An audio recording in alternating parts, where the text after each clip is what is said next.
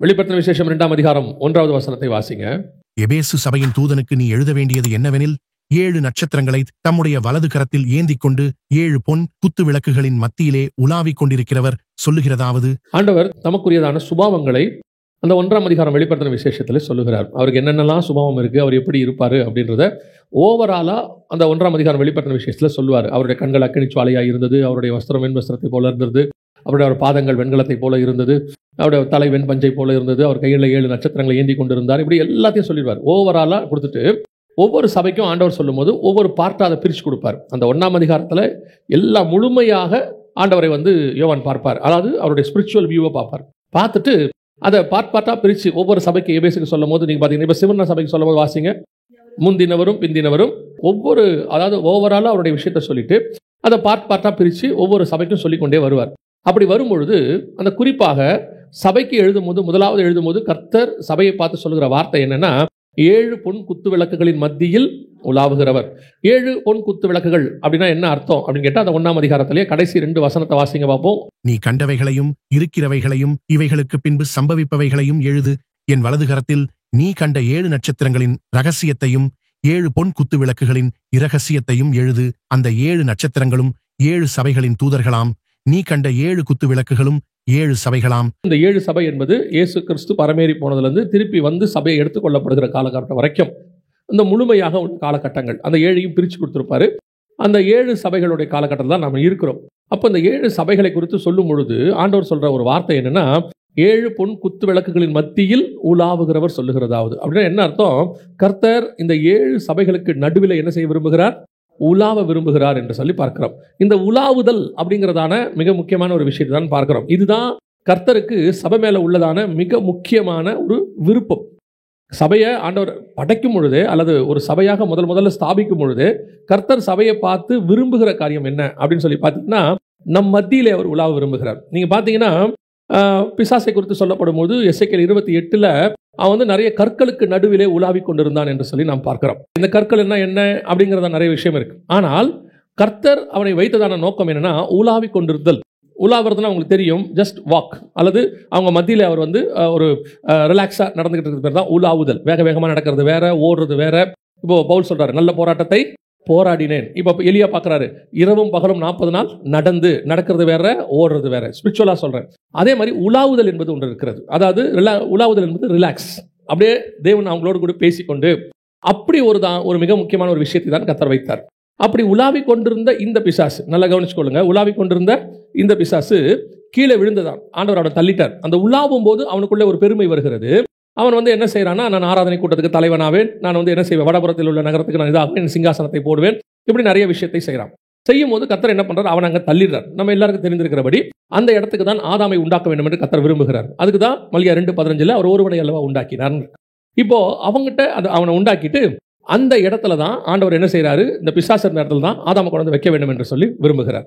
ஆனால் இப்போ ஆதாமை உருவாக்கி விட்டு கொண்டு வச்சுட்டு, ஏதேன் தோட்டத்தில் வச்சுட்டு, கர்த்தர் என்ன செய்ய விரும்புகிறார் அப்படின்னு கேட்டா, ஆதாமோடு கூட உலாவ விரும்புகிறார். ஆதியாகமம் 3:8 வாசிங்க. பகலின் குளிர்ச்சியான வேளையிலே தோட்டத்தில் உலாவுகிற தேவனாகிய கர்த்தருடைய சத்தத்தை, அப்ப தேவன் என்ன பண்ண விரும்பி இருக்கிறாருன்னு கேட்டீங்கன்னா, மனுஷனோடு கூட உலாவ விரும்புகிறார். இந்த தோட்டம் என்பது எதுக்கு அடையாளமா இருக்குன்னா, பாரடைஸ்க்கு அடையாளமா இருக்கு, பரதீசிக்கு அடையாளமாக இருக்கு. அந்த பரதீசியில் தேவன் உலாவுகிறவராக, ஏன்னா பரதீசியின் மத்தியில் இருக்கிற, வெளிப்படுத்தல் 2ஆம் அதிகாரம் 7ஆம் வசனத்துல பரதீசியின் மத்தியில் இருக்கிற ஜீவ விருட்சம் அப்படிங்கிறார். அதே மாதிரி தோட்டத்தை பார்த்தீங்கன்னா, தோட்டத்தின் நடுவிலே ஒரு ஜீவ விருட்சம். அப்படி இருக்கும் பொழுது இந்த பரதீசி என்பது தோட்டத்துக்கு அடையாளமாக இருக்கிறது. அப்போ தோட்டத்தில் உலாவுகிற தேவன் பகலில் குளிர்ச்சியான வேளையில், அந்த குளிர்ச்சியான வேலை என்பதற்கும் ஒரு அர்த்தம் இருக்கு. இப்போ தேவனுடைய அந்த அந்த வர டைம் இருக்கு இல்லையா, அதை பேஸ் பண்ணி தான் அவருடைய மனநிலை இருக்குன்னு பார்க்குறோம். உதாரணமா சோதோமை அழிக்க வரும்போது பார்த்தீங்கன்னா, மம்ரேயின் சமபூமிக்கு வரும்போது பார்த்தீங்கன்னு சொன்னால், ஆபிரகாமை எப்போ பார்க்க வருவார்னா, பகலில் உஷ்ணமான வேளையில் அப்படின்னு இருக்கும். மம்ரேயின் சமபூமியிலே ஆபிரகாம் என்ன செஞ்சாரா? கர்த்தர் உஷ்ணமான வேளையிலே சந்திக்கும்படி வந்தார் அப்படின்னு. அப்போ உஷ்ணமான வேலைன்னா சூடு, கர்த்தர் கோபமா இருக்கார். இதை யார் கரெக்டாக புரிஞ்சுப்பான்னு கேட்டிங்கன்னா, எலியா புரிஞ்சுப்பார். 1 ராஜாக்கள் 19 கர்த்தர் எலியாவை வெளியே வர சொல்வார் கெபியை விட்டு. ஆனால் எலியா வரமாட்டார். பார்த்தீங்கன்னா ஒவ்வொன்றா நடக்கும். முதலாவதாக பெருங்காற்று வீசும், கண்மலையை பிளக்கத்தக்கதான காற்று வீசும், அக்கினி வரும், பூமி எதிர்ச்சி வரும். அதில் திருப்பி ஒரு வார்த்தை சொல்லும், அதிலே கர்த்தர் இல்லை அப்படின்னு இருக்கும். அதோட அர்த்தம் என்னன்னா, கர்த்தர் அந்த மைண்ட்ல இல்லை, அழிக்கிற இடத்துல இல்லை அப்படின்னு அர்த்தம். அப்போ பகலில் குளிர்ச்சியான வேலைனா என்ன அர்த்தம்னா, கர்த்தர் கூலா இருக்காரு, உலாவுகிறதான தேவன். ஸோ காட் நம்மகிட்ட விரும்புகிற விஷயம் என்ன அப்படின்னு கேட்டிங்கன்னா, நம்மோடு கூட அவர் உலாவ விரும்புகிறார். ஏனோக்கு தேவனோடு கூட சஞ்சரித்து கொண்டிருந்தான் அப்படின்னு இருக்குது இல்லையா? அதே மாதிரி நீங்கள் வந்துட்டு 6ஆம் அதிகாரத்தில் வாசிக்கும் பொழுது, 5ஆம் அதிகாரம் 6ஆம் அதிகாரத்தில் வாசிக்கும் பொழுது நோவை குறித்து வேதம் சொல்லுகிறது, நோவா தேவனோடு கூட சஞ்சரித்து கொண்டிருந்தான். இந்த சஞ்சரித்து கொண்டிருந்தான்ங்கிற வார்த்தைக்கு இங்கிலீஷில் என்ன இருக்குன்னு கேட்டிங்கன்னா, வாக்டு வித் த காட்னு இருக்கு. தேவனோடு கூட நடந்து கொண்டிருந்தான். இந்த தேவனோடு கூட நடந்து கொண்டிருக்கிற அந்த அனுபவம் தான் தேவனோடு கூட அவன் எடுத்துக்கொள்ளப்படுவதற்கு காரணமாக இருக்கும். தேவனோடு கூட நடந்து கொண்டிருக்கிற அந்த அனுபவம் தான் நோவாவை பேழைக்குள் எடுத்துக்கொள்ளப்படுவதற்கு காரணமாக இருக்கிறது. அப்போ தேவன் மனுஷனோடு கூட நடக்க விரும்புகிறார். அதுதான் வசனம் சொல்லுது, தேவன் பகலில் குளிர்ச்சியான வேளையிலே ஊலாவும்படி வந்தார் அப்படின்னு. இப்போ தோட்டம் என்பது நம்ம எல்லாருக்கும் தெரியும். ஏசாயா புத்தகம் 5ஆம் அதிகாரம் 2ஆம் வசனத்தின்படி தேவனுடையதான சபை, எனக்கு மகா செழிப்பான மேட்டிலே ஒரு தோட்டம் உண்டு அப்படின்னு சொல்றார். அப்போ ஆண்டவர் தேவனுடைய சபையிலே ஊலாவும்படி வருகிறார். தோட்டத்துக்குள்ள எப்போ வராரு? குளிர்ச்சியான வேலையில வருகிறார். குளிர்ச்சியான வேலைன்னா என்ன? தேவன் சந்தோஷமாக கூலாக மணவாளன் மணவாட்டியோடு கூட வாரும் நேசரே நாம் வயல்வெளியில் போய் தங்குவோம் அப்படின்னு சொல்லக்கூடியதான தேவன் உலாவ விரும்புகிறார். ஆனால் இங்க என்ன நடக்குதுன்னு கேட்டீங்கன்னா, முதல்ல உலாவி கொண்டிருந்தா இல்லையா, எசேக்கியேல் 28:14 ஒருத்தன் உலாவி கொண்டிருந்தவன் மேட்டுமை அடைந்து மனமேட்டுமை அடைந்து அல்லது பதவி ஆசை பிடிச்சு அல்லது மேலே வரணும்னு நினைச்சு விழுந்து போனான்னு பார்க்குறோம். ஸோ உலாவும் பொழுது ஒரு பிரச்சனை வந்துகிட்டே இருக்குது.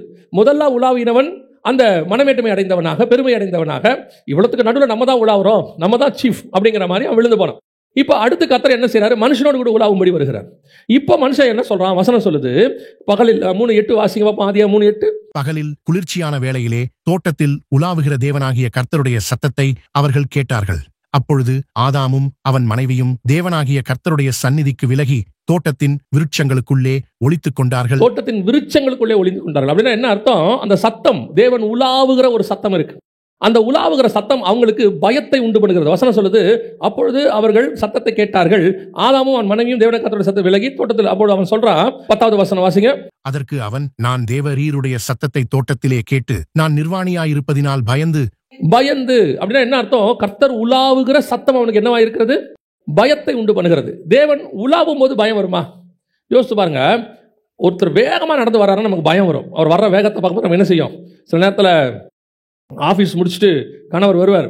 அவர் வரும்பொழுது அவர் செருப்பு விடுற வேகத்திலே அந்த அம்மாவுக்கு புரிஞ்சு போயிடும், இந்த ஆள் இன்னைக்கு என்ன சரியில்லை அப்படின்னு. அவர் செருப்பு விடுற வேகமே அப்போ அந்த நடையை வச்சு நம்ம என்ன செய்ய முடியும்? சொல்ல முடியும்.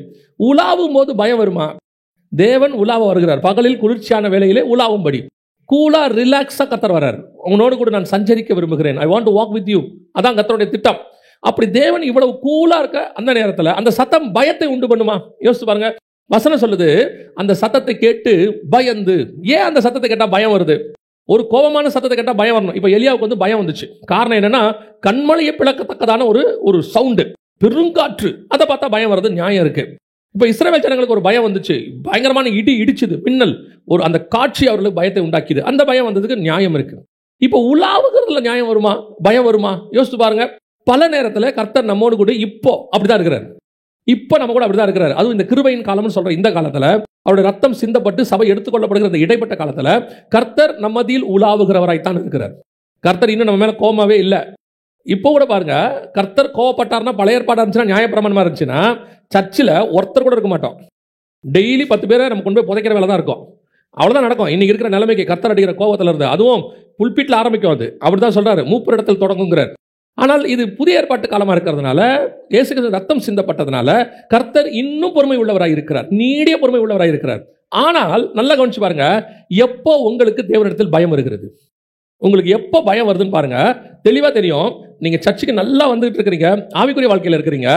எப்போ நீங்க தேவனை விட்டு கொஞ்சம் தூரம் போறீங்களோ உங்களுக்கு பயம் வரும். உங்க ஆவிக்குரிய வாழ்க்கையில் ஒரு பயம் வரும். இந்த பயம் எதனால் உண்டாகிறது? எனக்கும் தேவனுக்கும் உள்ள ஸ்பிரிச்சுவல் கனெக்ஷன் கட் ஆகுது. அந்த ஸ்பிரிச்சுவல் கனெக்ஷன் கட் ஆன உடனே ஆட்டோமேட்டிக்காக என்ன வரும்? ஒரு பயம் வரும். இப்போ பாருங்க, வீட்டில் நீங்கள் இருந்துகிட்டே இருக்கிறீங்க, உங்கள் வீடு தான் பூட்டி இருக்கு, உள்ளே உட்காந்துருக்கீங்க, திடீர்னு மொத்த கரண்ட் ஆஃப் ஆயிருச்சு. ஆஃப் ஆன உடனே டக்குன்னு ஒரு பயம் வரும்ல, ஐயோ அப்படின்னு ஒரு சவுண்ட் வருதுல்ல. அது எதனால் வருது? நம்ம வீடு தான் பூட்டி தான் இருக்குது, அதில் எந்த மாற்று கருத்தும் இல்லை. ஆனால் அந்த இருட்டு வந்த உடனே ஒரு சின்ன பயம் வருதுல்ல. அதே மாதிரி தான் நாம் தேவனோடு கூட உலாவுகிறவர்கள் தான். தேவன் நம்மோடு கூட உலாவுக தான் இருக்கிறார். இப்போவும் தேவன் உலாவுகிறவர் தான், மாற்று கருத்தே கிடையாது. இன்னும் அமைதியா இருக்கிறாரு, பொறுமையா இருக்கிறாரு, அன்பா இருக்கிறாரு. ஆனால் நமக்கு கர்த்தருடைய சத்தம் பயமா இருக்கிறது. கர்த்தர் சில நேரங்களில் நமக்கு இருதயத்துல ஒரு பயம் வருது. இதுதான் நம்ம என்ன சொல்றோம்னா, ஆவியானவர் வரும்போது பாவத்தை குறித்தும் நீதியை குறித்தும் நியாயத்தீர்ப்பை குறித்தும் கண்டித்து உணர்த்துகிறார். அந்த உணர்த்துகிறது இருக்குல்ல, அந்த உணர்த்துகிறது நமக்கு என்ன ஆகுதுன்னா பயமா மாறுது. இப்போ அப்பா வந்துட்டு அடிக்க மாட்டாரு, ஆனா அவர் பேசுற வேகமே, அந்த அவர் சொல்ற விஷயமே நமக்கு என்னத்தை செய்யும். சில நேரத்தில் வந்து பாத்தீங்க, அப்பா வந்து என்னடா என்ன அப்படின்னு உடனே அவனே யோசிப்பான், இவர் எது கேட்குறாரு, இது என்னவா இருக்கும். ஆட்டோமேட்டிக்காக ஒரு பயம் வரும் தெரியுமா. பல நேரங்களில் கவனிச்சு பார்த்தீங்கன்னா, நம்மளை அறியாமலேயே அவங்க கேட்கறது சாஃப்டாக தான் இருக்கும். எதனால, ஏன் அப்படின்னு சொல்லி சில நேரத்தில் அவர்கள் செய்கிறது சாதாரணமாக இருக்கும், நமக்கு அது என்னவாக்குது, பயங்கர பயத்தை உண்டாக்குகிறது. இப்போ தேவன் உலாவுகிறவரை தான் இருக்கிறார், மாற்று கருத்தே இல்லை. இன்னும் கிருபை நம்ம மேல் இருக்கிறது, இன்னும் பாதுகாத்துட்டு இருக்கிறார். ஆனால் அவைகளுக்கு நடுவில் ஒரு உலாவும் போது ஏன் அந்த சத்தம் ஆதாமுக்கு பயத்தை உண்டு பண்ணுகிறது என்று சொன்னால், அந்த உலாவுகிற சத்தமே எனக்கு ஒரு பயத்தை உண்டாக்குறது. ஏன்னா இப்போ நான் வேறொரு காரியத்தை, கர்த்தருக்கு பிரியமில்லாத ஒரு காரியத்தை செய்து விட்டேன், அவ்வளவுதான். கர்த்தருக்கு பிரியமில்லாத காரியம் ஒன்று எனக்குள்ள வந்துருச்சு, அவர் செய்யக்கூடாதுன்னு சொன்னதை நான் செஞ்சுட்டேன். நான் செஞ்ச உடனே இப்போ எனக்கு அது என்னவா மாறுது, ஒரு பயத்தை உண்டாக்குகிறது. அப்போ உலாவுகிற தேவனை விட்டு முதலாவது தேவன் விலகவில்லை, மனுஷன் விலகினான். இப்போ நான் சொல்றேன், கர்த்தர் ஒரு நாளும் நம்மை விட்டு விலகுகிறது இல்லை. கர்த்தர் கடைசி வரைக்கும் உங்களை என்னையும் தூக்க வேண்டும் என்று தான் விரும்புகிறார். லாஸ்ட் மினிட் வரைக்கும் நம்ம ஆண்டவரை மாதிரி நம்மளை காப்பாற்றணும்னு நினைக்கிற ஆளு மனுஷன், தேவன் உலகத்தில் வேற யாரும் கிடையாது, அவர் ஒருத்தர் மட்டும்தான். தாய் தகப்பன் கூட ஒரு இடத்துல விட்டுருவாங்க, இதுக்கு மேல இது உருப்படாது, அவ்வளவுதான், வாய்ப்பு இல்லை. சில நேரத்தில் ஒரு பேப்பர்ல வந்த செய்தி, அப்பா வந்து என்ன பண்ணிட்டாரா, பையனை பிடிச்சி போலீஸ்ல கொடுத்துட்டாரா. ஏன்னு கேட்டா அவன் திருத்த மாட்டாங்க, எவ்வளவோ சொல்லி பார்த்துட்டேன், அப்பாவே கை கழுவிட்டார் முடியாதுன்னு சொல்லி. ஆனா பரம தகப்பன் கை கழுவுறதே இல்லை. இப்போ யோசிச்சு பாருங்க, ஆதாம் பழம் சாப்பிட்டான்றது அவருக்கு நல்லா தெரிஞ்சு போச்சு, நல்லா தெரியும். அவருக்கு தெரியா இருக்குமா, சர்வ வல்லமை உள்ள தேவன் தெரியாம இருக்குமா. வந்து குளிர்ச்சியான வேளையில், ஆதாமே நீ எங்கே இருக்கிறாய், இன்னும் அவர் அவனை தேடுறாரு, இன்னும் நம்மை தேடுகிறார். கர்த்தருக்கு பிரியமில்லாத எத்தனையோ காரியத்தை நாம் செய்கிறோம், கர்த்தருக்கு விருப்பம் இல்லாததை நாம் செய்கிறோம். சில காரியங்கள் நமக்குள் வருகிறது, அது சிந்தனையினாலேயோ செய்கையினாலேயோ அல்லது உபதேசத்தினாலேயோ ஏதோ ஒன்று. இப்போ நீங்கள் பார்த்தீங்கன்னா பழம் சாப்பிட்டாங்கிறது பார்க்கறதுக்கு இருக்கும். ஆனால் 2 கொரிந்தியரில் சொல்லும்போது அவர் வந்து என்ன வார்த்தை சொல்றார், 11ஆம் அதிகாரத்தில் 2-3 வசனத்தில் சொல்லும்போது பவுல் சொல்றாரு, அது உபதேசம்னு சொல்றாரு. எப்படி ஏவாள் பழம் சாப்பிட்டாங்களோ அந்த மாதிரி நீங்களும் கிறிஸ்துவை பற்றின உண்மை நின்று உங்கள் இருதயமும் விலகி விடுமோ. அதாவது நம்ம என்ன ஏதோ ஒரு விதத்தில் உபதேசத்தினாலேயோ செய்கையினாலேயோ சிந்தனையினாலேயோ ஏதோ ஒன்றில் நம்ம என்ன செய்கிறோம், கர்த்தரை விட்டு விலகுகிறோம். விலகின உடனே என்ன ஆகுது, நாம் தான் தேவனை விட்டு விலகி ஒளிந்து கொள்கிறோம். ஆனால் கர்த்தர் இன்னும் தேடுகிறார். நீ எங்கே இருக்கிற, அல்ல ஆண்டவரே உங்க சத்தம் ஏன்பா, இந்த சத்தம் ஏன்பா உனக்கு பயத்தை உண்டாக்குது, இந்த சத்தம் ஏன் பயத்தை உண்டாக்குது. இல்ல ஆண்டவரே, இந்த சத்தத்தோடு கூட நான் ஒரு நாள் நடந்து கொண்டு இருந்தவன். இதே சத்தத்தோடு அவன் என்ன பண்ணிருக்கிறான், ஆண்டவர்கிட்ட நடந்திருக்கிறான். அந்த உலாவுகிற சத்தம் ஒரு நாள் அவனுக்கு எப்படி இருந்தது, சந்தோஷமா இருந்தது. ஆலயத்தில் ஆவியானவர் பேசும்போது உங்களுக்கு சில நேரத்தில் இருதயத்தில் குத்தப்படும்.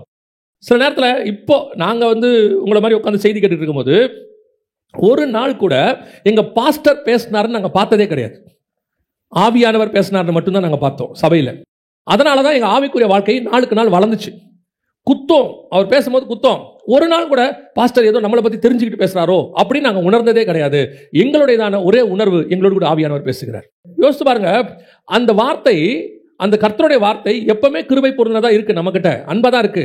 ஆனால் நமக்கு அது குத்துகிறது இல்ல. அதுக்கு காரணம் என்னன்னா, நான் தோட்டத்துக்கு பின்னாடி ஒளிந்து கொண்டிருக்கிறேன், விருட்சங்களுக்கு பின்னால் ஒளிந்து கொண்டிருக்கிறேன். எனக்கும் தேவனுக்கும் நடுவில் ஏதோ ஒரு பிரச்சனை இருக்கிறது. ஒரு நாளும் கர்த்தர் என்னை விட்டு விலகவே இல்லை. அன்னைக்கு விலகின ஆதாம் அதோட தோட்டத்தை விட்டு வெளியே போயிட்டான், அவ்வளவுதான். நீங்க அந்த விலகும் போதே திருப்பி கர்த்தரோட கூட ஒப்புரவாக ட்ரை பண்ணணும். இல்ல ஆண்டவரே அது என்ன ஆச்சு, பரவாயில்ல நான் திருப்பி வந்து. அதனால்தான் எனக்கு ரொம்ப அந்த 51ஆம் சங்கீதம் இருக்கு பாருங்க, அதை வந்து டெய்லி ஒரு நாள் படிச்சா கூட தப்பு கிடையாது. 51ஆம் சங்கீதத்தை டெய்லி ஒரு நாள் படிச்சா கூட தப்பு கிடையாது. இவர் தாவீது தப்பு பண்றார், பண்ணி முடிச்ச உடனே அந்த செகண்ட் அவருக்குள்ள என்ன ஆகுது, ஸ்பிரிச்சுவலி ஒரு பிரச்சனை வருது, ஸ்பிரிச்சுவல் ப்ராப்ளம் வருது. வந்த உடனே மனுஷன் போய் அதை சரி பண்றாரு பாருங்க. எதை சரி பண்றாரு பாருங்க, என் ராஜ்யத்தை திருப்பி கொடுன்னு கேட்கல அவரு. புரியுதா? என்ன கேட்டார் அவரு, உம்முடைய பரிசுத்த ஆவி என்னை விட்டு எடுபடாமலும் உம்முடைய ரட்சண்ய சந்தோஷத்தை என்னை விட்டு திரும்பவும் எனக்கு தாங்க. ஆண்டவரே, உங்களுக்கு எனக்கு நடுவில் ஒரு கேப் வந்துருச்சுப்பா, ஒரு சின்ன கேப். பல நேரத்தில் இந்த கேப் வரும்போது அந்த கேப்பை நம்ம என்ன பண்றோம்னா ஃபில் பண்ண விரும்புறது இல்லை. அந்த சந்தோஷத்துக்குள்ள இப்ப பத்சேபாலால ஒரு சந்தோஷம் இருக்கு, கர்த்தரால ஒரு சந்தோஷம் இருக்கு. அதுதான் ரட்சண்ய சந்தோஷம். பத்சேபாலால வர சந்தோஷம் இருக்கு, அதுல எந்த மாற்று கருத்தும் இல்லை. இப்ப இந்த சந்தோஷத்திலேயே தாவீது இருந்துட்டு ரட்சண்ய சந்தோஷத்தை மறந்துட்டானா அவன் விருட்சங்களுக்கு பின்னால் ஒளிந்து கொண்டவன், அதுக்கு பின்னாடி வரமாட்டான். அதான் ஆதாம், வரவே இல்லை. அதுக்கப்புறம் ஆதாம் தேவனுக்கு முன்னாக போனவன் தான் சமூகத்துக்கு விலகி. இவன் சமூகத்துக்கு விலகினா அடுத்து இவன் பையன் காயின் கர்த்தருடைய சமூகத்தை விட்டு விலகி, இவன் சமூகத்தை விட்டு போனா இவன் பையனும் போயிட்டான். ஒருத்தன் கூட திருப்பி வரணும்னு நினைக்கவே இல்லை. நீங்க பைபிளை திருப்பி வரணும்னு நினைச்ச ஒரு ஆள் யாருன்னு பாத்தீங்கன்னா பழைய ஏற்பாட்டுல தாவீது மட்டும்தான். உங்களுடைய ரட்சண்ய சந்தோஷத்தை என்னை விட்டு எடுக்காமல். எனக்கு ஆண்டவர் சொல்லி கொடுத்தது, நான் இப்ப இருக்கிற எல்லாருக்கும் சொல்வேன், என் மெசேஜில் சொல்வேன், யார் வந்து இருந்தாலும் சொல்வேன், இங்க யாருமே விழாதவங்கன்னு ஒருத்தர் கிடையவே கிடையாது. இயேசுநாதர் ஒருத்தரை தவிர அத்தனை பேரும் ஏதோ ஒரு இடத்தில் தடுக்கி விழுந்தவர்கள் தான். இங்க செகண்ட் சான்ஸ் வாங்காதவங்க யாருமே கிடையாது. அந்த செகண்ட் சான்ஸ் உங்களுக்கு கிடைக்காததும் உங்க கையில தான் இருக்குது. ஏன்னா அவர் விலகல, அவர் உலாவுகிறவர் தான் இருக்கிறாரு. நம்ம தான் ஓடி போய் விருட்சங்களுக்குள்ள ஒளிந்து கொண்டோம். திருப்பி அவர்கிட்ட வந்துட்டா செகண்ட் சான்ஸ் உண்டு. திருப்பி அதுக்குள்ள வந்துட்டோம்னா செகண்ட் சான்ஸ் உண்டு. இல்ல நான் விருட்சங்களுக்கு பின்னாடி போயிட்டேன், அப்படியே தோட்டத்துக்கு அந்த மரத்துக்கு பின்னாடி போனவன் அடுத்த தோட்டத்தை விட்டு போயிட்டான். அப்படியே போனவன் தான் திருப்பி வரவே இல்லை பாருங்க கடைசி வரைக்கும். இதுதான் இங்க இருக்க பிரச்சனை. ஆண்டவர் உங்களை என்னையும் என்ன விரும்புறாருன்னா கையை பிடிச்சிக்கிட்டு தேவன் உள்ளாவ விரும்புகிறார். அன்னைக்கு ஓடி போனவன் தான் மனுஷன். அதுக்கப்புறம் கர்த்தர் என்ன செய்யல, கர்த்தர்கிட்ட அவன் வரவே இல்லை. இப்படி முதலாவது தேவன் நம்ம கூட உலாவ வரும் பொழுது நாம் விலகி ஓடுகிறோம். ஆண்டவர் சரி பண்ண விரும்புகிறார், கூப்பிடுறார், வா அதமே நீ எங்கே இருக்க. அவர் அர்த்தம் ஒருத்தரை கூப்பிடுறோம்னா என்ன அர்த்தம்? திருப்பி வான்னு அர்த்தம்.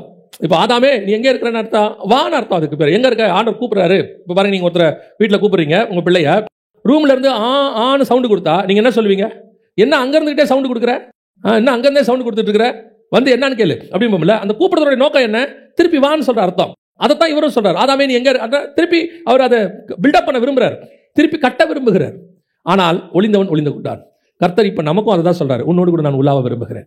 இங்கே நிறைய மிஸ்டேக்ஸ் இருக்குது, நிறைய பிரச்சனைகள் இருக்கு, நிறைய வீழ்ச்சி இருக்கு. கர்த்தருக்கு நமக்கு நடுவில் அப்பப்போது தடைகள் ஏற்பட்டுக்கிட்டே இருக்குது. ஆனா தாவீதை போல ஆதாம் போய் ஓடி ஒளிகிறவர்கள் அல்ல. தாவீதை போல ஆண்டவரே மீண்டும் என்னை புதுப்பியும், பரிசுத்த ஆவியை என்னை விட்டு எடுக்காமலும் உடைய ரட்சணிய சந்தோஷத்தை எனக்குள் தாங்க. இதுதான் நாம் மீண்டும் ஒப்புரவாகிற அனுபவம்.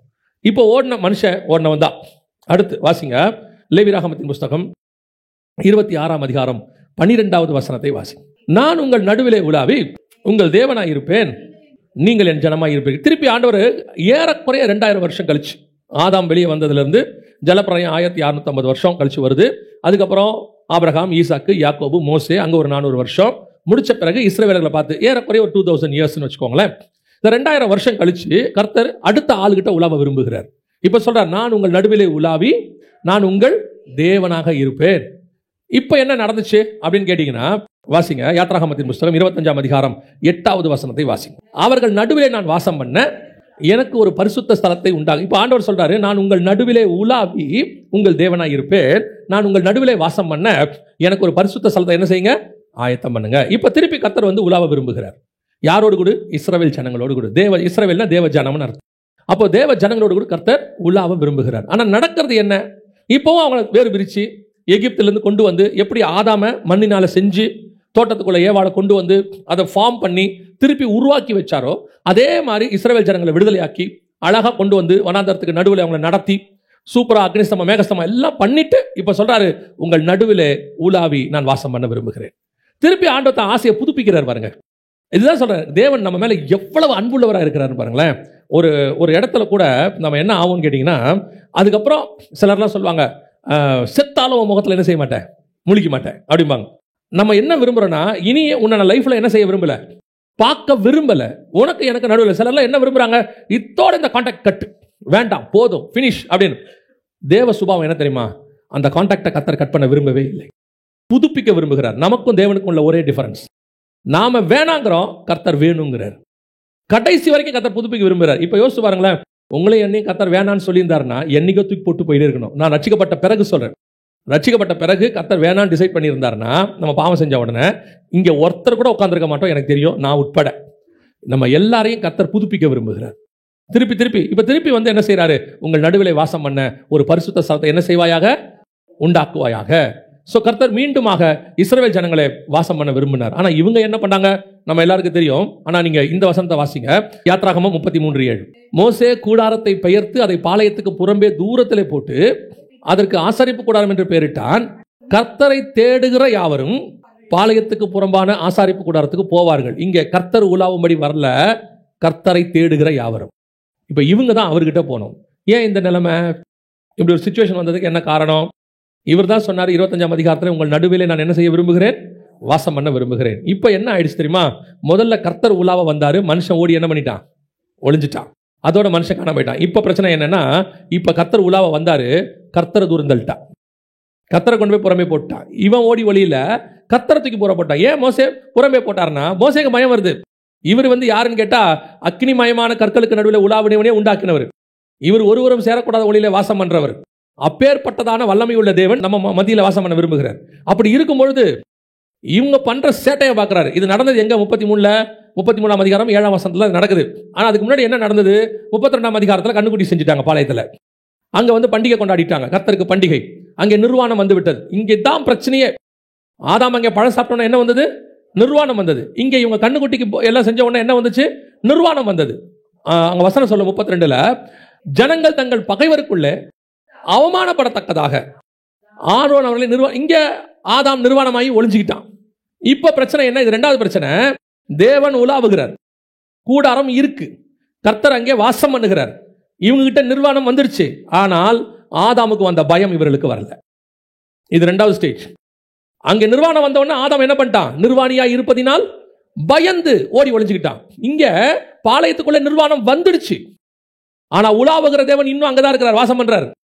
ஆனா வசனம் சொல்லுது, அவர்களுக்கு அந்த நிர்வாணம் வந்ததுனாலே பயம் வரவில்லை. இப்போ சொல்றேன், நிர்வாணம் என்பது ஸ்பிரிச்சுவலா எடுத்துக்கணும். அங்கே நிர்வாணம் என்பது உபதேசம், இங்கே நிர்வாணம் என்பதும் உபதேசம். இங்க விக்கிரகாராதனை உள்ள வந்துருச்சு, இப்ப வேறொரு உபதேசம் உள்ள வந்துருச்சு. ஆனா இவனுக்கு என்ன இல்லை? இப்ப இதுதான் உங்க ஆவிக்குரிய வாழ்க்கையோட செகண்ட் ஸ்டேஜ்.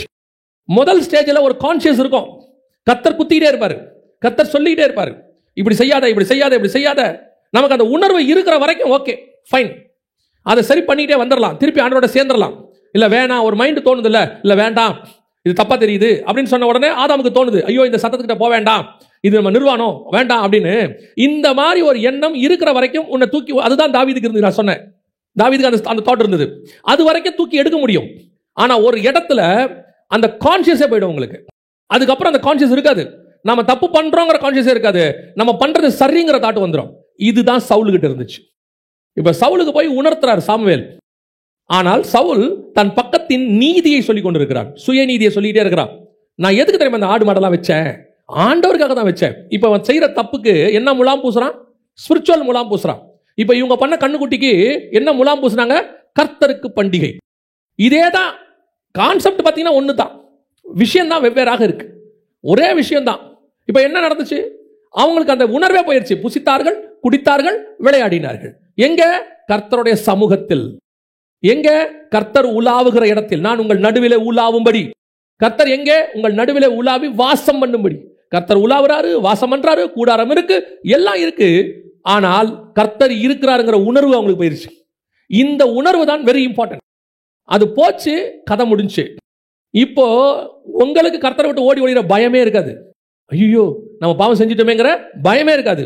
ஏன் அந்த பயம் இருக்குதுன்னா, ஆவியானவர் இன்னும் உனக்குள்ள ஏதோ ஒரு இடத்துல உணர்த்திட்டு இருக்கிறார். இல்லப்பா இல்லப்பா இல்லப்பா, இது வேண்டாம் வேண்டாம் அப்படின்றார். ஒரு இடத்துல உனக்கு அந்த கான்சியஸே போயிடும். அவ்வளவுதான், உணர்வு போச்சு. போன பிறகு இஷ்டத்துக்கு செய்யறான். அவனுக்கு அது தப்பாவே தெரியல. அவன் கேட்பான், இதுல என்ன தப்பு இருக்கு? யார் பண்ணாததை நான் செஞ்சேன், இதுல என்ன தப்பு இருக்கு? என்னப்பா யார் சொல்லாததை இப்ப நான் சொல்லிட்டேன், எல்லாரும் பண்றதான அவன் பண்றேன் அப்படின்னு நீ சொல்லிட்டீன்னா உன்னுடைய கான்சியஸ் போகுதுன்னு அர்த்தம். நீ பண்றது உனக்கு தப்பாவே தெரியல அப்படின்னா சவுலாக மாறிக்கொண்டிருக்கிறோம், இஸ்ரவேல் ஜனங்களாக மாறிக்கொண்டிருக்கிறோம். பாளையத்துக்குள்ள கர்த்தர் இருக்கிறாருங்கிற பயம் போயிடுச்சு. மற்றவங்களுக்கும் யோசேப்புக்கும் என்ன வித்தியாசம்? இப்ப யோசேப்பு பண்ணலாம், தப்பு பண்ணலாம். அந்த தப்பை பண்ணும் பொழுது யாரும் ஒன்றும் கேட்க போறது இல்லை, அத்தனையும் யாரும் தெரிய போறது இல்லை. ஆனால் அவன் சொன்ன ஒரே வார்த்தை, தேவனுக்கு முன்பாக நான் பயப்படுறது யாருக்கும் இல்லை, யாருக்கு? தேவனுக்கு பயப்படுகிறேன்றான். நமக்கு அந்த கான்சியஸ் வரணும், அதுதான் இவ்வளவு இம்பார்ட்டன்ட். இன்னைக்கு மனசாட்சியில் சூடுண்டவர்களாய் மாறிக்கொண்டிருக்கிறோம். இதுல என்ன தப்பு இருக்குன்னு கேட்க தொடங்குறோம்ல. நீ செய்யறது தப்புனே உனக்கு தோணலைன்னா உன் இஸ்ரவேல் பாளையத்தை விட்டு தேவன் தூரம் போகிறாரு. அந்த தப்புன்னு தோன்ற வரைக்கும் தான் நீ பாளையத்துக்குள்ள தேவனை வச்சுக்கிட்டு இருக்க, ஸ்டில் எக்ஸிஸ்ட் அப்படின்னு அர்த்தம். இல்ல நான் பண்றதெல்லாம் தப்பு இல்லை. நான் எப்பவும் சொல்லுவேன், என் பார்வைக்கு சரியாக இருக்கிறது தேவன் பார்வைக்கு சரியா இருக்கான்னு பார்க்கணும். நீங்க வேற யார் பார்வைக்கு சரியா இருக்கான்னு பார்க்கக்கூடாது. இப்போ சவுல் பண்ணதை நீங்க எடுத்துக்கிட்டீங்கன்னா உலக பிரகாரம் என்ன கிடையாது? தப்பு கிடையாது. உலக பிரகாரமா தப்பு கிடையாது. இப்படி எடுத்துக்கோங்க, ஆபிரகாம் ஆகாரை திருமணம் பண்றாரு, உலக பிரகாரமா தப்பான்னு கேட்டீங்கன்னா தப்பு கிடையாது. ஆனா ஸ்பிரிச்சுவலி என்னவாகுது? தப்பாகிறது. ஏன்னா இயேசு கிறிஸ்து சொல்ற பிரமாணத்துல ஆதி முதல் கொண்டு எங்களுக்கு அப்படி இல்லை, அந்த ஒருத்தர் தான் இருக்கணும் அப்படிங்கிறார். லா சொல்லுது அவர் பண்றது தப்பு கிடையாது. ஆனால் கர்த்தருக்கு முன்பாக என்னவாகுது? தப்பாகுது. இந்த கான்சியஸ் தான் நமக்கு வரணும். நாம் கர்த்தருக்கு முன்பாக. அதனாலதான் திருப்பி திருப்பி எலியா என்ன பண்ணுவார்னா, நான் கர்த்தருக்கு முன்பாக நிற்கிற நான் என்ன, என்னுடைய அளவுகோல் கர்த்தருக்கு முன்பாக இருக்குது. இவன் செய்யறான், அவன் செய்யறான், அவன் பண்றான், இவன் பண்றான், யார் வேணாலும் பண்ணட்டும், ஏன் உங்களை நடத்துகிறவர்கள் கூட பண்ணட்டும். இன்னும் சொல்ல போனால் நீங்கள் யாரை ரோல் மாடலா வச்சிருக்கிறீங்களோ அவங்க கூட தப்பு பண்ணட்டும். ஆனா அது சரி ஆயிடவே ஆகாது. உங்க ரோல் மாடல் எப்பவுமே கிறிஸ்துவாக இருக்கணும். கிறிஸ்துவுக்கு முன்பாக நான் சரியா பண்றேனா, ஆண்டவர் என்னை பார்த்து இதை சரின்னு சொல்வாரா? இவ்வளவுதான் கேள்வி. அது தப்பு, கிறிஸ்து சொல்றது அந்த இடத்துல எனக்கு தப்புன்னு தோணுதுன்னா இமிடியேட்டாக என்னை கரெக்ட் பண்ண வேண்டிய இடத்துக்கு நான் வந்துட்டேன்னு அர்த்தம். இல்லைன்னா என்ன ஆகும் தெரியுமா? உங்களை விரட்ட மாட்டாரு, அவர் தூர போயிடுவார். அவர் தூர போயிடுவார். என்ன சொல்றாரு எசேக்கியேல் புஸ்தகத்துல 8ஆம் அதிகாரம் 6ஆம் வசனம், என் பரிசுத்த ஸ்தலத்தை விட்டு என்னை தூரமாய் போகும் பண்ணும்படியான இஸ்ரவேல் வம்சத்தால் இங்கே செய்கிற மிகுந்த அருவருப்புகளை காண்கிறாய் அல்லவா? இதான் நடந்துச்சு. அன்னைக்கு தான் நடந்தது. அன்னைக்கு பாளையத்துக்குள்ள உலாவ வேண்டும் என்று விரும்பி அவர்கள் நடுவிலே ஒரு கூடாரத்தை போட வேண்டும் என்று சொல்லி கர்த்தர் அவ்வளவு ரெடி பண்ணி மோசே கிட்ட சொல்லி, அதுவும் மாடல், பரலோகத்தினுடைய மாடல் இவ்வளவு கொடுத்து இன்ஃப்ராஸ்ட்ரக்சரை உருவாக்கி வச்சா அவனுக்கு கர்த்தர் இருக்கிறாருங்கிற பயம் இல்லை, கர்த்தர் கூட இருக்கிறாருங்கிற பயம் இல்லை. இப்ப என்ன ஆயிடுச்சு? நான் வேலை ஸ்தலத்துல கெட்ட வார்த்தை பேசுறது தப்பு இல்லைன்னு தோணுது இல்ல. இப்ப தேவன் உங்களை விட்டு தூரம் போறாருன்னு அர்த்தம். என்ன செய்யறாரு? ஆனா ஆசாரிப்பு கூடாரம் இருக்கு, ஆனா ஆரோன் இங்கே தான் இருக்கான், ஊழியக்காரர் இருக்கிறார், ஆசாரிப்பு கூடாரம் இருக்கு, எல்லாம் இருக்கே, உணர்வு இல்லை. கர்த்தர் தூரம் போயிட்டார், கிளம்பிட்டார். இப்ப நான் பண்றது தப்புனே உனக்கு தோணல, ஒருத்தர் சொல்லியும் தோணல. சமீபத்தில் ஒரு தம்பிக்கு எல்லாரும் சொன்னாங்க, நீ பண்ற தப்புப்பா, நீ பண்ற தப்புப்பா, நீ பண்ற தப்புப்பான்னு. அந்த தம்பி கேட்கல, நான் பண்ணல, என்ன தப்பு இருக்கு, நான் பண்ற. கடைசியில கர்த்தரே அவனை உணர்த்தின விதம் இருக்கு பாருங்களேன். அந்த தப்பு பண்ணிட்டாங்கிறத அவனுக்கு உணர்த்துறதுக்கு கர்த்தர் ஒன்று செஞ்சார் பாருங்களேன். இப்போ நேத்து ஒரு விஷயம் கேள்விப்படும் போது அந்த தம்பி சொல்றானா, இப்பதான் கர்த்தர் என்னோடு கூட பேசுறாருன்னு. யோசிச்சு பாருங்க, ஒரு பெரிய பிரச்சனை வந்து அந்த பிரச்சனையில நான் ஒரு இடத்துல சிக்கி சவுல் மாதிரி மாட்டின பிறகு, ஆமா நான் பண்ணது தப்புன்னு உணர்வு வரதுக்கு முன்னாடி நீ அந்த இடத்துக்கு போகக்கூடாதுன்னு கர்த்தர் விரும்புகிறார். அதுக்கு தான் முன்னாடியே சொல்றாரு, உணர்த்துறாரு. பல நேரத்தில் நாம அதை கேட்க மாட்டோம். என்ன தப்பு, நான் பண்றது என்ன பண்றது, அதெல்லாம் ஒன்றும் கிடையாது. இப்படி இருந்தாதான் வேலை வாங்க முடியும், இப்படி இருந்தாதான் அது நடக்கும். கர்த்தர் சொல்றாரு, நீ வேலை வாங்குறது ரெண்டாவது, நீ தான் எனக்கு முதல்ல. You are the first one. நீ அடுத்தவங்களை வேலை வாங்குறதுக்கு கெட்ட வார்த்தை பேசுறதை விட நீ கெட்ட வார்த்தை பேசாம வேலை வாங்காம இருந்தா கூட பரவாயில்ல. உன் ஆத்மாவது எங்க வந்துடும்? பரலோகத்துக்கு வந்துடும். நீ வேலை வாங்கிடுவே, வேலை நடந்துடும், ரெண்டு பேர் ஆத்மாவும் போவாது, அவன் ஆத்மாவும் போவாது, உன் ஆத்மாவும் போவாது. இப்ப இஸ்ரவேல் ஜனங்களுக்கு கர்த்தர் உலாவுகிறாருங்கிற அந்த கான்சியஸே போயிருச்சு. அப்போ அதை கேட்கிற வரைக்கும் எனக்கு என்ன இல்லை, கேட்கவே அந்த கான்சியஸே இல்லை, எனக்கு டோட்டலா பிளாக் அவுட் ஆயிடுது. இதுதான் பாளையத்துக்குள் தேவன் இருந்தும் கர்த்தர் என் நடுவில் உலாவுகிறார் என்று சொல்லியும் நான் கர்த்தருக்கு பண்டிகை என்று கண்ணுக்குட்டியை வழிபட்டுக் கொண்டிருக்கிறேன். கர்த்தர் ரொம்ப தூரம் போயிடுவார். உண்மையிலே நல்லா ஜெபிக்கிறவனுக்கு கர்த்தர் தூரம் போயிட்டார்னா ஒரே செகண்ட்ல தெரியும் கர்த்தர் தூரம் போயிட்டார். அதை விட பெரிய பிரச்சனை என்னன்னா, திருப்பி அதை புதுப்பிக்கிற வேலை இருக்குல்ல, அது அதை விட கஷ்டம். ஏன்னா இவர் கோவப்படலை, இவர் ஒரு இடத்துல நின்றுக்கிட்டார் தூரமாக போய், சரிப்பா நான் ஓரமாக நின்றுக்கிறேன்பான்ட்டு. திருப்பி அவரோட சேர டிஸ்டன்ஸ் இருக்குல்ல, அந்த ஸ்பிரிச்சுவல் டிஸ்டன்ஸை குறைச்சி இவரோட வர்றது பயங்கர பெயின்ஃபுல் ப்ராசஸ். சோல்குள்ள, பாடியில் இல்லை, உங்கள் ஆத்மாக்குள்ள. அவரை திருப்பி அதே ஆவியில் நிரம்பி அவர்கிட்ட திருப்பி ஒப்புரவாக்குறன்னு ஒரு வேலை இருக்குல்ல, அது உண்மையிலேயே வலி, பெரிய வலி. எப்படி ரெடி ஆகுது? ஏன் நான் அவரை கொண்டு போய் தூரம் போட்டேன். நான் இப்போ ஆண்டவர் சொல்றாரு, இல்லை உன் ப்ராசஸ் தப்பு, என்னையே கொண்டு போய் தூரம் போட்டேன். இப்போ திருப்பி மீண்டும் தேவன் என்ன செய்ய விரும்புகிறார்? உலாவ விரும்புகிறார். வாசிங்க, யோவான் எழுதின சுவிசேஷம் 10ஆம் அதிகாரம் 23வது வசனம் வாசிங்க. இயேசு தேவாலயத்தில் சாலமோன் மண்டபத்திலே உலாவி கொண்டிருந்தார். ஒவ்வொரு வார்த்தைக்கு பின்னாடி எவ்வளவு இம்பார்ட்டன்ஸ் இருக்கு பாருங்க. இது சும்மா ஒரு சிங்கிள் வசனம் தான் இருக்கும். இயேசு சாலமோன் மண்டபத்தில் தேவாலயத்தில் உலாவி கொண்டிருந்தார். ஏன் உலாவிக்கிட்டு இருக்காருங்கிறத இந்த லிங்கோட பார்த்தா தான் உங்களுக்கு தெரியும். ஏன் அந்த இடத்துல ஒரு உலாவினார்? ஏதோ ரிலாக்ஸா நடந்திருக்காரு போல காலார அப்படின்னு நம்ம நினைக்கிறோம்ல. இப்ப நம்ம என்ன கேட்டாலும் சொல்லுவோம், அவர் வாக்கிங் போயிருக்கிறாரு, அவர் மேல பால்கனில நடந்துகிட்டு இருக்காரு, ட்ரெட்மில்ல நடக்கிறாரு இப்படின்னு சொல்றோம்ல. ஆனா இயேசு நடக்கிறாருன்னா காரணம் இருக்கு. அதனால தான் நான் எப்பவும் சொல்லுவேன், இயேசு உட்கார்ந்தா காரணம் இருக்கு, இயேசு திரும்பி பார்த்தா காரணம் இருக்கு, இயேசு நடந்தா காரணம் இருக்கு. ஒவ்வொன்றுத்துக்கு பின்னாடியும் ஒரு திட்டம் இருக்கிறது. ஏன் இயேசு உலாவினார் தெரியுமா? இது கரெக்டா அடுத்த 2000 வருஷம் கழிச்சு. இஸ்ரவேல்கிட்ட உலாவினார்ல, ஆதாம்கிட்ட உலாவினார்ல, ஆதாம்ல இருந்து இஸ்ரவேல் பிரமாணம் 2000 வருஷம் வெளியே போச்சுல கூடாரம், அதுல இருந்து அடுத்த 2000வது வருஷம் இது. கரெக்டா 4000 வருஷம் முடியும் போது இயேசு எங்க வந்துட்டாரு? உலாவும்படி உள்ளே வந்துட்டார். இப்ப மீண்டும் தேவன் எங்கே உலாவ விரும்புகிறார்? சிறுபாபேலின் ஆலயத்தில், 2வது ஆலயத்தில் உலாவ விரும்புகிறார். ஆனா இங்க என்ன நடந்துச்சு தெரியுமா?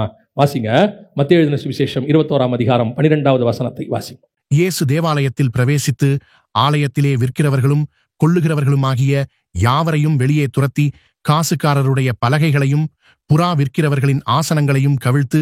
இப்ப எவர் எங்கே இயேசு உலாவி கொண்டிருக்கிறாரோ அந்த இடம் என்னவா இருக்கிறது? கள்ளர் குகையாக மாறிடுச்சு. ஃபர்ஸ்ட் நல்லா கவனிங்க, தோட்டத்தில் உலாவினார், மனுஷன் ஓடி ஒளிந்து கொண்டான். இஸ்ரவேல் பாளையத்தில் உலாவினார், தேவன் பாளையத்தை விட்டு வெளியே போயிட்டார். ஏன்னா அங்கே அக்கிரமம் நிர்வாணம் இருந்தது, இங்கேயும் என்ன இருக்கு? நிர்வாணம் இருக்கு. ஆனா இப்ப இதில் இங்க என்னவாயிடுச்சு? தோட்டம் அல்லது ஆலயம் என்னவா மாறிடுச்சு? கல்லர் குகையா மாறிடுச்சு. இப்ப என்ன பண்ணாராம் தெரியுமா? மத்திய 24:2 வாசி. ஒரு கல்லின் மேல் ஒரு கல் இல்லாதபடி எல்லாம் இடிக்கப்பட்டு போகும் என்று. அதோட அர்த்தம் என்ன தெரியுமா? இதுவரைக்கும் தோட்டத்துக்குள்ள பாவம் செஞ்ச உன்னை விரட்டிட்டேன், ஓடி ஒளிஞ்சுக்கிட்ட.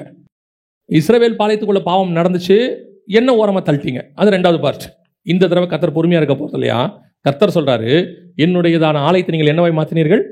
கல்லர் குகையை மாத்தினீர்கள். இனி ஒரு கல்லின் மேல் ஒரு கல் இல்லாதபடிக்கு இடிக்கப்பட்டு போகும். இப்ப யோசிச்சு பாருங்க, தேவனுக்கு உலாவறதுக்கு இடமே இருக்காது. தேவாலயத்தை இடிச்சாச்சுன்னா எங்க உலாவாரு? தோட்டம்னு ஒன்று இருந்துச்சு, உலாவினாரு, மனுஷன் ஓடி ஒளிஞ்சிட்டான், கூட்டிட்டாரு தோட்டத்தை. இப்ப உலாவறதுக்கு இடம் இருக்கு அவருக்கு. 2வது இஸ்ரவேல் பாளையம் இருக்கு, தேவன் உலாவினாரு, அவங்க தப்பு பண்ணாங்க, தூரத்திலேயாவது இருந்துச்சு, ஜனங்கள் தேடி போனார்கள். இப்ப அவர் உலாவற இடத்துக்கு இவங்க போயிட்டாங்க. ஆனா இப்ப சொல்லிட்டாரு, 3வது தடவை கர்த்தர் சொல்றாரு, செருபாபேல் ஆலயம் இருக்கு இல்லையா, இது கர்த்தர் உலாவின ஆலயம் இருக்குல்ல, இது சாலமோன் தேவாலயம் இல்ல. இது என்ன ஆலயம்? செருபாபேல் கட்டின ஆலயம். 2வது தேவாலயம் இருக்குல்ல, செருபாபேல் கட்டினது 2வது ஆலயம். அது எதுக்கு சமமான இருக்குன்னா, உங்களுக்கும் எனக்கும் சமானமா இருக்கிறது. இதை நீங்க ஆகாய் புஸ்தகத்தை வச்சு படிச்சு பார்த்தா தான் உங்களுக்கு தெரியும். 2ஆம் அதிகாரம் ஆகாய் புஸ்தகத்தை வச்சு நீங்க படிச்சு பாருங்க. 15வது வசனம் சொல்லும், ஒரு கல்லின் மேல் ஒரு கல் வைத்து கட்டப்பட்ட நாள் முதல் கொண்டு. அப்படிதானே இருக்குது. ஒரு கல்லின் மேல் ஒரு கல் வைத்து கட்ட. இது எந்த கல்லுன்னா நம்மளை வச்சு கட்டுறாரு, ஜீவக்கற்கள். சாலமோனுக்கு இப்படி சொல்ல மாட்டார். செருபாபேல் ஆலயம் புறஜாதியார் காலத்துல கட்டப்பட்டது. அதாவது அவங்க அடிமைத்தனத்துக்குள்ள இருக்கும்போது கர்த்தர் என்ன பண்றாரு, செருபாபேல் ஆவியை ஏவறாரு. இது கட்டுறதுக்கு கோரேசை கொண்டு வராரு. புறஜாதியார் காலத்துல நடந்தது. சோ புறஜாதியார் காலத்தில் கட்டப்படுகிற ஆலயம்னு அர்த்தம். சோ செகண்ட் தேவாலயம் புறஜாதியார் ஆலயத்துக்கு அடையாளம். இதைத்தான் கொரிந்தியர் எழுதும்போது பவுல் சொல்றார். வாசிங்க, 2 கொரிந்தியர் 6ஆம் அதிகாரம் 16வது வசனம் வாசிங்க. தேவனுடைய ஆலயத்துக்கும் விக்கிரகங்களுக்கும் சம்பந்தமேது?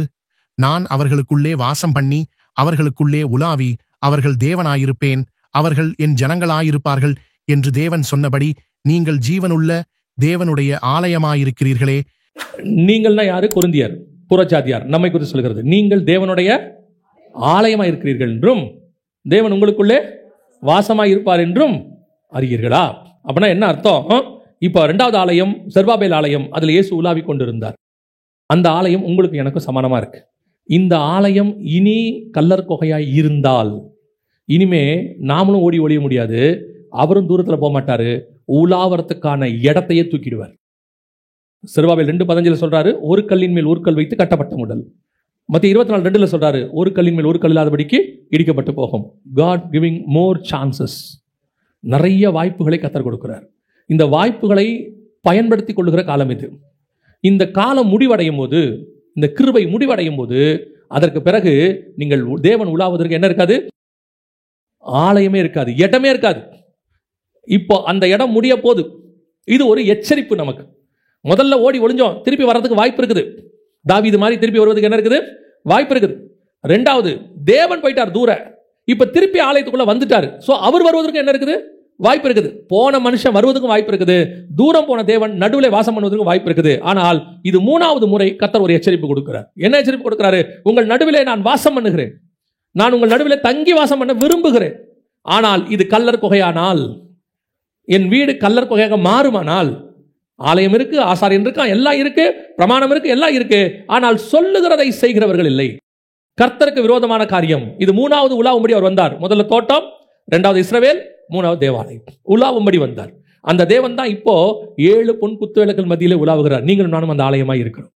உலாவி கொண்டு சொல்லுகிறார், உனக்கு கொடுக்குற சான்ஸ் முடிஞ்சிச்சுன்னா அதுக்கப்புறம் நான் உலாவறதுக்கு ஆலயமே இருக்காது. அப்படின்னு என்ன அர்த்தம்னா, நீங்கள் நானும் இருக்கவே மாட்டோம்னு அர்த்தம். அதுக்கப்புறம் அவளை ரிமூவ் பண்ணிடுவார். காட் ரிமூவ் பண்ணிடுவார். நம்ம ஆண்டவரை பற்றி உங்களுக்கு ஒரு விஷயம் தெரியணும், நான் சொல்லிட்டு முடிக்கிறேன். நம்ம ஆண்டவர் இரக்கத்தின் தேவன், கிருபையின் தேவன், மாற்றுக்கருத்தே இல்லை. இன்னொரு பக்கம் நீதியுள்ள நியாயாதிபதியாகவும் இருக்கிறார்.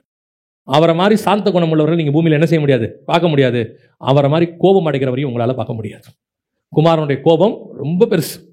ஆண்டவர் அமைதியாகவும் இருப்பார், ஆர்ப்பரிக்கவும் செய்வார். கர்த்தர் கைகளினாலே ஆசீர்வதிக்கவும் செய்வார், கையில் சவுக்கு எடுத்து அடிக்கவும் செய்வார். இப்போ கர்த்தர் நமக்கு ஒரு சான்ஸ் கொடுக்குறாரு. இப்போ உங்கள்கிட்ட நான் உள்ளாவ விரும்புகிறேன், இன்னும் அந்த சான்ஸ் போகலை, அதான் ரொம்ப முக்கியம். இன்னும் அந்த சான்ஸ் போகலை, நான் உங்க கூட வாச விரும்புகிறேன். ஆனால் அது ஒரு லிமிட் வரைக்கும் தான். ஒரு காலகட்டத்துக்கு பிறகு கர்த்தர் உன்னை விட்டு போயிட்டார்னா, உனக்குள்ள விட்டு போயிட்டார்னா, அதற்கு பிறகு ஒரு கல்லின் மேல் ஒரு கல் இல்லாதபடிக்கு இடிக்கப்பட்டு போகும். அந்த சான்ஸ் முடிவடைகிறதுக்குள்ள நம்மளை சரி பண்ணிக்கணும். இப்போவும் சொல்றேன், கர்த்தர் நம்மோடு கூட உலாவி கொண்டு தான் இருக்கிறார். ஆவியானவர் இன்னும் பேசிக்கிட்டு தான் இருக்கார், ஆவியானவர் இன்னும் உணர்த்திக்கிட்டு தான் இருக்கிறார். ஆனா ஒரு காலகட்டம் வரைக்கும் தான் அது போய்கிட்டே இருக்கும். ஒரு இடத்துல பவுலே சொல்லுவார் பாருங்க, அவனை நரகத்துக்கு தப்பிக்கும்படி நான் யார்கிட்ட பிடிச்சி கொடுக்குறேன்? சாத்தான்கிட்ட பிடிச்சி கொடுக்குறேன். ஏன்? நரகத்துக்கு போகிறதுக்கு முக்கியமாக சாத்தாங்கிட்ட அடி வாங்குறது முக்கியமானா, உங்களை பொறுத்த வரைக்கும் நரகம் பெரிய விஷயமே தெரியாது. ஏன்னா இப்போ பூமியில் இருக்கிற வரைக்கும் சாத்தாங்கிட்ட அடி வாங்குறது நமக்கு பெருசாக தெரியும். சாத்தாண்ட அடி வாங்குறது பல வகை இருக்குது. அது அடி வாங்குறதுனா அடி மட்டும் வாங்குறதில்ல, அவன் எப்படி வேணால் சோதிப்பான். யோபுவை தலை முதல் கால் வரைக்கும் சோதிச்சான், அப்புறம் நண்பர்களை வச்சு சோதிச்சான், அப்புறம் பிள்ளைகள் மரணத்தில் சோதிச்சான், அதுக்கப்புறம் சொத்து கித்து எல்லாம் காண போய் தரித்திரத்தில் சோதிச்சான். எப்படி வேணாலும் சோதிப்பான். கர்த்தர் உனக்கு கொடுக்குற எச்சரிப்பு என்னன்னா, உன்னை சரி பண்ணிக்கோ. உன் மத்தியில் நான் உலாவ விரும்புகிறேன். ஆனால் சரி பண்ணாத பட்சத்தில் உன்னை பிடிச்சி யார் கையிலையாவது கர்த்தர் கொடுப்பார். சரி பண்றதுக்காக. ஏன்னா நீ சரி பண்ணலன்னா நரகத்துக்கு போயிடுவேன். அப்ப நரகத்துக்கு போகாம உன்னை பாதுகாக்கிறதுக்கு என்ன செய்ய வேண்டியிருக்குது? யாருக்கிட்டையாவது பிடிச்சி கொடுக்க வேண்டியிருக்கு. அந்த பிடிச்சி இப்போ நான் சொல்வேன், நம்ம ஆண்டவருடைய சுபாவம் என்னன்னா, உங்களை என்னையும் கஷ்டப்படுத்தி பார்க்கணும்னு ஒரு நாளும் விரும்புகிறது இல்லை. யோசிச்சு பாருங்க, தாவீது கரெக்டான உடனே வசனம் சொல்லுது, அவனை சுற்றிலும் எல்லாவற்றையும் அமைதலாக்கி இருந்தார். எல்லாம் பீஸ்ஃபுல். சாலமோன் தேவனை விட்டு தூரம் போன உடனே கர்த்தர் எதிரிகளை எழுப்பினார்.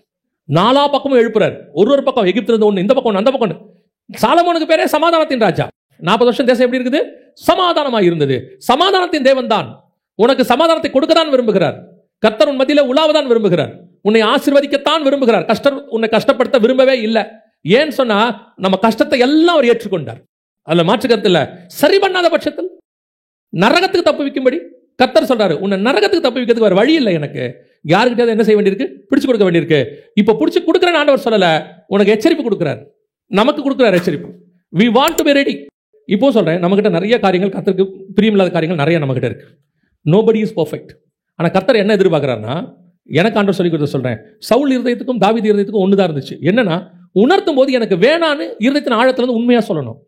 வாயில சொல்றது இல்ல. சில ஆட்கள் வாயில சொல்லுவான், அது இல்ல. அவருக்கு தெரியும் இவன் வாயிலன்னு சொல்றானா இருதயத்தின் ஆழம். உன் இருதயத்துல இருந்தே அது வேணான்னு தோணணும். இல்ல ஆண்டவரே, இது எனக்கு வேணாம், நீங்க உலாவுங்க.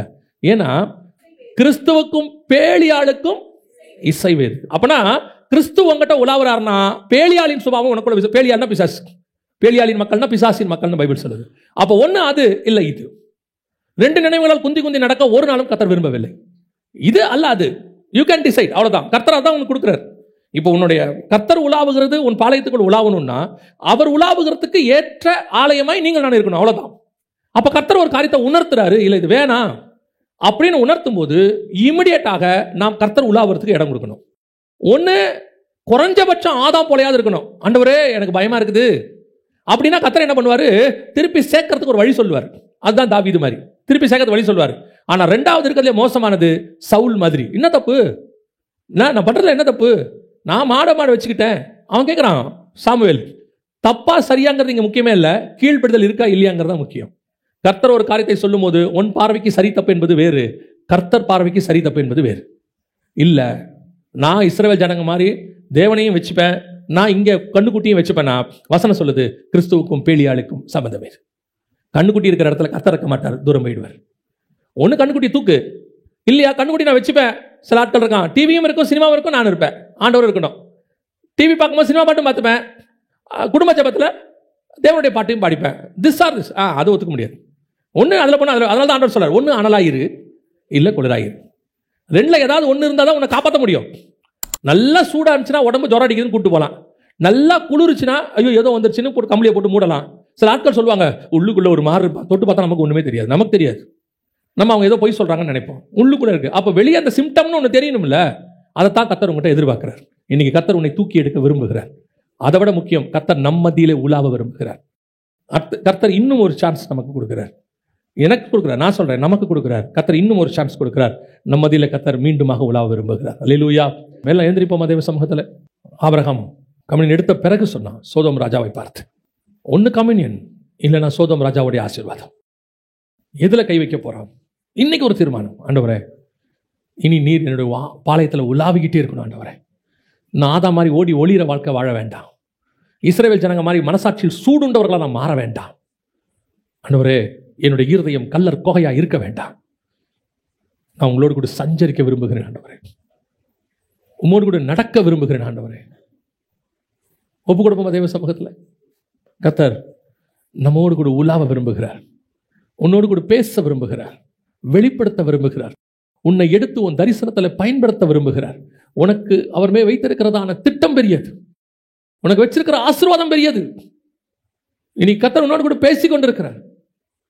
நமக்கு கர்த்தர் வச்சிருக்கிற திட்டம் பெருசு.